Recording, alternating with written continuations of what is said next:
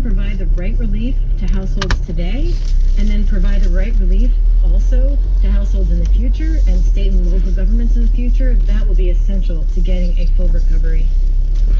Elise Gould is a senior economist at the Economic Policy Institute. Thank you very much. Thank you. Unemployment numbers are a large part of why President Trump wants to start reopening parts of the country as soon as possible. Many health experts, including Dr. Anthony Fauci, have expressed concern that doing so without wider testing across the country could be counterproductive.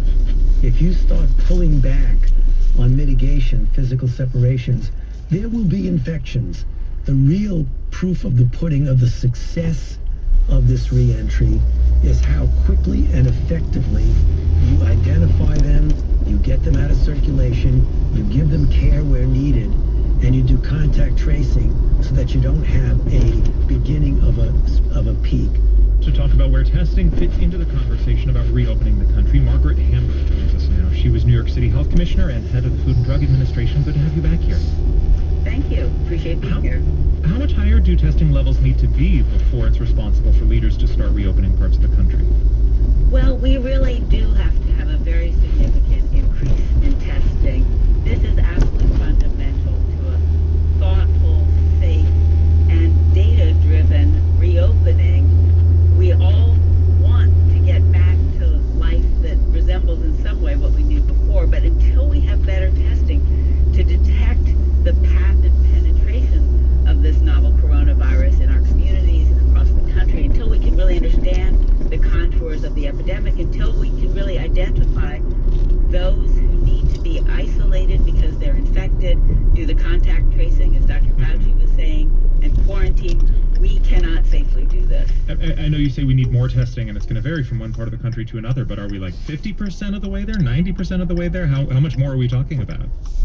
Well, we're talking about a lot. Some people have said, we need between 750,000, maybe a million tests a week. We have, we've done, maybe 3.2 million or something to date. So we need a lot more. Yeah, and so given that this disease is being spread in part by people who don't show symptoms and may never show symptoms, how widespread should testing be? Should everybody get a test? I mean, how do you make sure you're catching all the cases that are out there? Well, I think that while we have limited testing, obviously we need to target it to those who have symptoms. Sure. But I think we need testing for a couple different reasons. We need testing so that we can really understand where the epidemic is and where it's going, and we need broader-based testing for that. We need to understand background levels of community spread, including asymptomatic infections that have occurred. But we also really need to be very serious about the public health measures necessary to contain and manage this spread, and that means testing, isolation, contact tracing, and quarantine. Yeah, we've been hearing for more than a month that there aren't enough supplies to do the number of tests we're talking about. At this point, how could state and federal leaders jumpstart the supply of tests? Well, it's, I have to say, a little baffling to me why we still haven't been able to get over the hump of, really getting more testing out there. First we had shortages in the number of tests available. Quickly we began to see shortages in the swabs needed to do those tests and the reagents needed. We have to really mobilize. We are behind. It's going to take some time, but this has to be an absolutely critical priority. Is it a problem of manufacturing or distribution or importation? Like, where's the roadblock?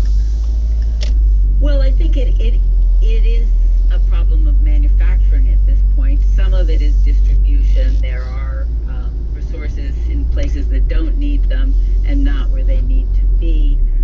We need, I think, to have a system in place that's really looking at where are we, what do we need, what are the different components necessary, and how can we make sure that all of this is aligned so that we can do the public health, disease management, and control activities necessary